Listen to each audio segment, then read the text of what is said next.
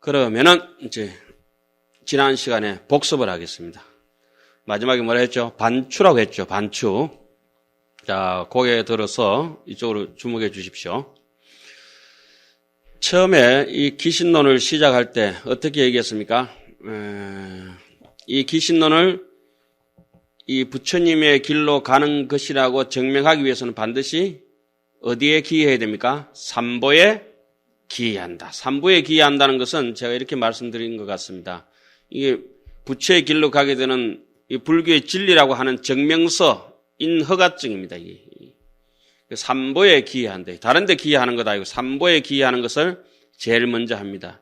그리고 오늘 우리가 이제 나무 서가모니불, 나무 서가모니불, 나무 시아본사 서가모니불, 나무 본사 서가모니불 하는 것도 어떻습니까? 근본 스승이신 서가모니 부처님께 기여한다는 말은 그 길을 반드시 따라간다 이런 말씀을 드렸어요. 그래서 기여한다는 말은 여기는 기도 그냥 기여가 아니고 뭐죠? 기명, 목숨을 바친다.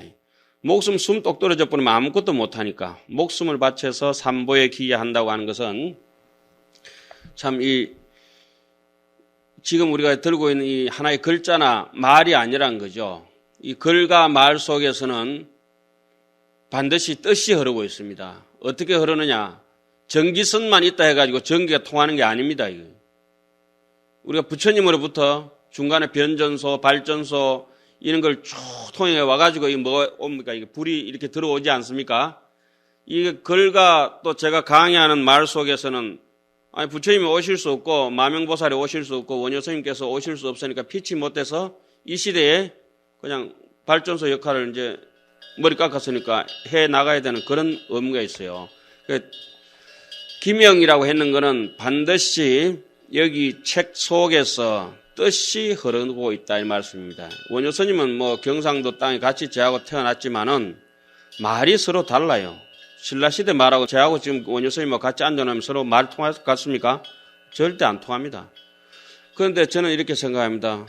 이 마하명스님 인도스님인데 또 원효스님 신라스님인데 그 밑에 우리 이름 하나 찍 붙여놓고 여러분들 우리 같이 앉아 있습니다. 중간중간에 이러한 성인들이 안 태어났었다 하면은 이런 진리를 전하지 못했다 하면은 이 축생 걷고 오영락에 들떠서 욕심 많은 이중생들이 성인들이 그만큼 많이 태어나셨는데도 불구하고 이렇게 완악한 세상이 되어버렸는데 말법 시대가 되어버렸는데 그분들이 중간중간 역할을 해나갔기 때문에 그래도 우리가 사람 구실을 어느 정도 하고 간다 이런 말씀이죠. 그래서 기신론 이제 처음에 다시 돌아볼 것 같으면 기명 삼보에 했던 것이 굉장히 중요한 얘기다. 기명 삼보만 하면 끝나느냐? 끝났지는 않다. 그럼 이 책을 짓게 된 핵심은 뭐냐? 상구보리 하하 중생이다. 자, 우리가 여기서 앉아서 공부하는 것, 심지어 밥 먹는 거, 자는 거, 길 가는 거, 뭐 여기서 녹음하는 거, 모든 게 전부 뭡니까? 일체 중생 성불을 위해서입니다. 농사 짓는 거고, 회사 다니는 거고, 뭐 자식 키우는 거고, 뭐죠? 일체 중생 성불이다. 뭐 스님들은 스님대로. 그래서 우리가 잔학계나 일체 중생 성불이라고 하는 것이 나의 본래의 원력이요, 나의 본래의 수행이요, 내 본래의 방편이자 부처님의 가신 길이었다. 그래서 저 뒤에 가면 뭐가 나왔습니까? 이 길은 지난 시간에 마지막 배울 때 뭐가 했죠? 모든 부처님께서 대성을 타고 가셨으며 모든 보살이 대성을 타고 가셨으며 우리도 그와 같이 대성을 타고 간다. 그게 뭡니까? 일체 중생 성불. 우리 매일 하면 뭡니까? 자타일시 성불도. 그러니까 법문이든지 강의든지 끝나고 나서 우리 맨날 이 낚시질 하지 않습니까? 중생을 다 건지오리다. 중생을 다 건진다. 이거 뭐 물에 빠지는 중생인지 안 빠진 중생이든지 무조건 다 건져 올리겠다. 이 말씀 하지 않습니까? 제가 우습습니까? 되게 웃으시네요, 보살님은. 자. 그래서 처음에 삼보에 기여하고 상구보리 하중생을 해서 이 책을 짓게 된다고 하는 아주 원론적이지만은 정말로 근본적인 이치를 설명하고 난 다음에 그 다음에 이제 이 책에 이제 본래 이제 핵심에 들어가는 부분이 나오죠.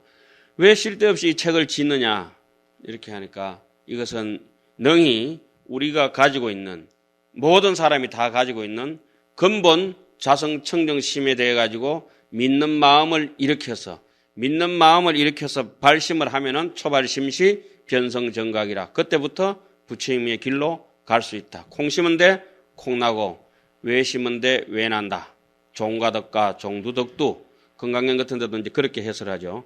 불생불멸을 심으면은 불생불멸의 가보를 얻게 될 것이고 생멸의 업보를 심으면은 생멸의 가보를 받게 될 것이고 도둑질을 하면은 감옥서 나오다가 다시 잡혀가지고 들어가는 대도 조시처럼 그렇게 되네. 뭔 심은데 콩 심은데 콩 나고 도둑질 했으면은 반드시 그 가보는 따라가게 되는 거죠.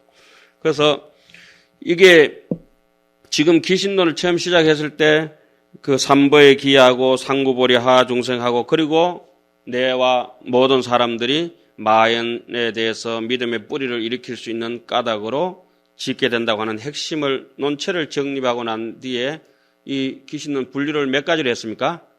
5가지 분류가 있었습니다. 첫 번째는 인연분이요, 두 번째는 입이분이요, 세 번째는 해석분이요, 네 번째는 수행 신신분이요, 다섯 번째는 건수 이익분이요. 물론 나열하는 이름을 열명해서 나열해서 뭐 열거할 때 이게 다 외우셔야 되겠지만은 의미도 충분히 파악을 하셔야 된다는 얘기입니다. 그러니까 책에 이제 보실 건 없습니다. 이거 뭐 다 까먹어도 상관없습니다. 이 몸은 내가 살기 싫으면 죽어보면 버릴 수 있어요. 돈도 쓰기 싫으면 저기 뭐 어디 다 써버리면 버릴 수 있고, 막 내버려 버릴 수도 있고, 음식도 다 버릴 수 있지만은 버리고 싶어도 버리지 못하는 게 있다 이 말씀입니다. 그게 마하연이라고 하는 겁니다. 대성 일심이라고 하는 겁니다. 아니 허공은 지가 버리고 싶어도 버릴 수가 없는 거야. 가고 싶어도 갈 데도 없고 버릴 수도 싶어도 아니 버릴 수 있으면 좋겠는데 바다가 바다를 지가 왜 버리는? 그 얘기를 제가 첫 번째 시간도 말씀드렸는데 손가락이 다른 건 다 이렇게 뭐 하더라도 지를 가르칠 수는 없는 것이다. 눈이 다른 건 다 살펴보더라도 눈이 어떻게 눈동자를 볼 수 있냐. 그런 맥락만 잘 파악만 하면은 이런 얘기들은 쉽게 이제 이해가 갑니다. 그러면 오늘 지금만 이해가 됐다라면은 뭐 요 문 나서시면서 인생의 무게가 왜 그래 가볍노? 왜 이렇게 가볍노? 몸무게 가벼운 거는 말이 아니고 마음의 무게가 짐이 확 놓을 거는 즉시에 나와버리십니다. 희한하다. 그런데 그걸 모르면은 없는 것까지 막 껌처럼 덕지 붙어가지고 나무 짐까지 지가 다 들고 오지랖 넓게 돌아다닌다, 그게. 예. 자, 그러면은 낱낱이 파악해서 보면은 인연분에서는 뭐가 있었습니까? 처음에 이 기신론을 짓게 되는 무슨 일을 하든지 간에 제가 머리를 깎았으면 왜 머리를 깎고 절에 왔는지 그 이유가 있을 거 아니에요. 집이 못 살아가지고 먹고 살 게 없으니까 할 수 없이 어디가 가야 돼요? 절로 왔다. 그게 제 이유라, 이게 보면은. 뭐 어떤 사람은 또 공부 좀 더 하시고 싶어서 성철 스님, 큰 스님 되시고 싶어서 오셨다. 귀신은 왜 배우느냐? 열심히 보면 귀신 잡을 수 있을까 싶어서 본다. 뭐 이렇게 하든지. 귀신 잡는 게 아니고 믿음을 일으키는 겁니다. 귀신은 이렇게 어감이 안 좋아요. 참 잘못하면. 자, 그러면 이 귀신론을 짓게 된 까닭이 몇 가지로 처음에 들었죠? 8가지 조건 중에 다른 건 다 까먹어도 괜찮습니다. 막 근기가 성숙한 조금 뛰어난 사람을 위해서 지었다. 모자라는 사람을 위해 지었다. 중생들이 자꾸 삿된 소견머리에 빠져가지고 그 삿대인데 물 들어가 삿대다는 건 이겁니다. 집착하는 겁니다. 집착. 나와 내 소유물에 대해서 너무 과도하게 집착하고 나와 내 것 아닌 것 주변에 벌어지는 환경에 대해 가지고도 너무 예민한 거예요. 그런 게 대해서 그게 삿대다고 하는 겁니다. 그걸 우리 흔히 파사현정 내지는 척사현정, 이사 뭐 어디 정리 이렇게도 얘기를 하죠. 모든 삿된 걸 떠나서 바른 이치를 이렇게 세우는 거, 그쪽으로도 나가는 거다 이렇게 얘기하죠. 그러면 8가지 조건 중에 다 까먹어도 괜찮으신데 하나는 까먹으시면 안 되죠. 첫 번째 조건이 뭐죠? 이고 덕락이라고 하는데 줄이면 이고 덕락, 늘리면은 이 일체고 덕 열반락이다. 그럼 일체의 고통이라고 하는 게 뭐냐? 원력으로 왔든지 업력으로 왔든지 무조건 이 사바세계에 살아가면은 고통을 받게 돼가 있다. 그 변력 생사든지 분단 생사들을 다 정리하고 정말 자성청정심의 부처가 되는 그날까지 이 나갈 수 있도록 사람을 유도하는 것이기 때문에 이게 어찌 보면은 편한 말로 하면 뭘까요? 사람을 살린다고 하면은 이 통째적으로 산삼덩어리라고 볼 수 있죠. 산삼덩어리. 만병통치약. 산삼 요새 이제 흔한 산삼이 많으니까 산삼은 자시고 난 뒤에 잡수는 방법이 이제 뿌리부터 이렇게 심어서 먹는 분도 있고 공복에 자시는 분들도 있고 뭐 그래 끼리 먹는 분도 있고 술단가 자시는 분도 있고 쌀만 먹는 분도 있고 뭐 여러 가지 있지 않습니까? 약에 이어 잡사 먹는데 산삼은 먹고 제일 효과를 보려고 하면은 먹고 난 뒤에 많이 두드러 맞아야 됩니다. 산삼은 먹고 난 뒤에 두드러 맞아야 됩니다. 산삼을 먹었으니까 두드러 맞고도 안 죽습니다. 그게. 좋은 거를 먹으면. 왜 그런지 아십니까? 돈 없으면은 일단 먹고 난 뒤에 자시고 난 뒤에 어때요? 돈이 없으니까 막 죽더라도 일단 먹어야 됩니다. 산삼이 앞으로 보이면 어떻습니까? 이제는 산삼 돈 없으면 못 먹는다 이런 소리 하지 마시고 있으면 무조건 먹는다. 먹고 난 뒤에 맞으면 되지 뭐 까짓 거 뭐. 일단 뭐 변상해줄 돈도 없고 아무것도 없으니까 귀신론이 있는 게 우리 불교 공부가 산삼 같은 겁니다. 진짜로. 형편이 되든지 안 되든지 간에 일단은 달게 들어가지고 하고 보는 겁니다. 그래야 돼야 이 일체고 덕 열반낙이래. 산삼 먹고 죽으면 열반낙이요 그게. 덕 열반낙이다. 공부하다 죽는 것이 야 신기하지 않습니까? 저는 이렇게 한 번씩 이렇게 원효 스님 특히 이제 책을 보다 보면 이렇습니다. 뜻도 통하지 않고 천년의 강을 갖다가 정말 놓아줘서 가야 되는 그 사람인데 그 양반 걸 당신 것을 보고 난 뒤에 뭐 어디 피가 섞였나 정이 섞였나 이름도 얼굴도 모르는 사람끼리 그렇게 좋을 수가 없는 거예요. 당신이 안 계셔서 어쩔 뻔했나 싶을 정도로 정말 가슴이 착 떨리. 자, 그 정도에서 이제 8가지 조건으로 귀신론 지연 원인을 얘기하고 거기도 이제 좀 의심하는 사람들이 많으니까 이 경전이 말이야 다른 대장경에 숱하게 이런 내용이 많은데 왜 굳이 지으려고 합니까? 이렇게 하니까 4가지 예를 또 들지요. 그죠? 4가지 예 중에 2개는 뭡니까? 지혜력이 있어서 경만 보고도 부처님의 말씀을 보고도 금방 이해하시는 분들이 있고 그런데 많이 보고 이해하는 분, 작게 보고 이해하는 분 이거는 각기 성향에 따라서 다 다르니까 그거는 뭐 글 좋아하시는 분 많이 듣고 막 귀 좋은 분 뭐 이렇게 녹음 많이 듣고 눈 좋은 분이 영상 많이 보고 이렇게 하면 되고 그 다음에 그거 조금 모자라는 분들은 어떻습니까? 그게 왜 뭐라 해야 되나 좀 어프로치라 해야 되나 뭐라 해야 되나 이게 저기 약이 쓰면은 어릴 때 잘 먹지 않으니까 뭘 합니까? 뭐 다른 걸 막 양념을 섞어가지고 단 걸 시럽 같은 거 섞어가지고 애들 감기가 그렇게 주지 않습니까? 달콤하게. 약이 원래 단맛은 아닌데 뭐 때문에요? 먹기 위한 방편으로 하듯이. 그리고 경전이 그냥 고지고대로 이렇게 내놓으니까 이해하지 못하는 사람은 그걸 갖다가 산삼인 줄 그 제대로 못 알아보니까 뭘 해야 돼요? 꿀에다가 찍어주니까 꿀맛으로 해가지고 뭘 먹어야 돼요? 산삼을 먹듯이. 논이라고 이렇게 양념을 쳐놓으면 그 양념을 통해서 경전의 본질로 타고 들어갈 수 있도록 해놓은 게 논입니다. 그래서 논을 많이 보고 많이 이해하는 사람들, 머리가 좋은 사람들도 있고 부지런한 사람도 있지만은 우리같이 이렇게 지금 여러분들은 해당 안 되시겠습니다만 저 같은 사람은 어떻습니까? 짧고 굵게 제가 짧고 굵게 생겼잖아요. 여기도 키는 작고 몸무게는 90kg 나가니까 굵게 생겼어요. 짧고 굵게 그러면은 보는 거는 조금 보고 내용 뜻은 풍부한 사람들을 위해서 이 논을 짓는다. 그것이 바로 뭐죠? 기신론입니다. 이래서 인연분이 거기서 끝나고 그러면은 인연분이 이렇게 해서 기신론을 짓고 뭐 부처님한테 하고 거창하게 우리가 이제 법당에 가서 이제 삼배 올리고 예불 하고 그다음에 이제 뭐 축원하고 그리고 또 마지막에 반야신경하고 뭐 의식대로 다 하지 않습니까? 그런 격식대로 지금 여법하게 야 진짜 이 시대에 지금 몇천 년 전에 천 몇백 년, 2000년 전에 건데 이 책을 갖다 그런 법도에 맞춰서 이렇게 논을 썼다 이러면은 지금 제가 이게 지어가지고 이런 글을 하나 지을 수 있겠느냐, 이게. 이건 사람이 말을 할 수 있고 글을 쓴다고 해서 쓸 수 있는 게 아니거든요. 마음이 정말 깨끗하게 부처님의 불종자를 이어와가지고 지혜의 목숨이 있는 사람만이 이거를 만질 수 있다는 거죠. 그런데 대해서 우리 신심을 가지셔야 됩니다.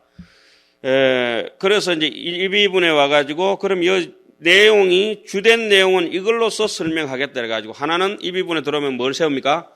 법이요. 하나는 의다. 뜻을 담고 있다.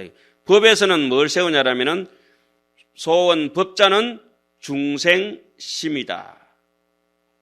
법이라고 하는 것은 중생심이다. 그 다음에 소원 의자는 뜻이라고 하는 것은 이 마음은 본체가 있고 그 모양이 있고 그 작용이 있다. 본체라고 하는 거나 아무리 보고 싶어도 볼 수 없는 모습이다. 그래가지고 야기새끼나 이염송구와 시인 행사도 불능 견열해야 한다. 그 대목을 지난주에는 제가 이렇게 말씀드렸죠. 약견 재상 비상이면은 적견열애가 아니고 불견열애다. 요런 대목을 이해해야 기신론도 이해가 될 것이다. 이렇게 말씀드린 바가 있습니다. 그래서 이 입이분이라고 하는 것은 뜻을 이렇게 제대로 세운다고 하는 것은 입이분에서 아웃라인 크게 이제 이 카테고리 분류를 합니다. 하나는 설명할 거 법 쪽에서 하나 설명을 하고 법장문이라고 해요. 법의 문장으로. 하나는 의장문에서 설명을 하겠다. 그러니까 법장문에 이제 들어가게 되면은 이 내용이 이제 파트로 여러 가지가 좀 나눠집니다. 이 비분을 세운 이유는 뭐 때문에 세웠습니까? 주름 잡는다 할까요? 그죠? 주름 잡기도 하고 기초 설계도 있잖아요. 이런 거. 이 청사진을 미리 이제 마스터 플랜을 미리 이제 짜는 겁니다.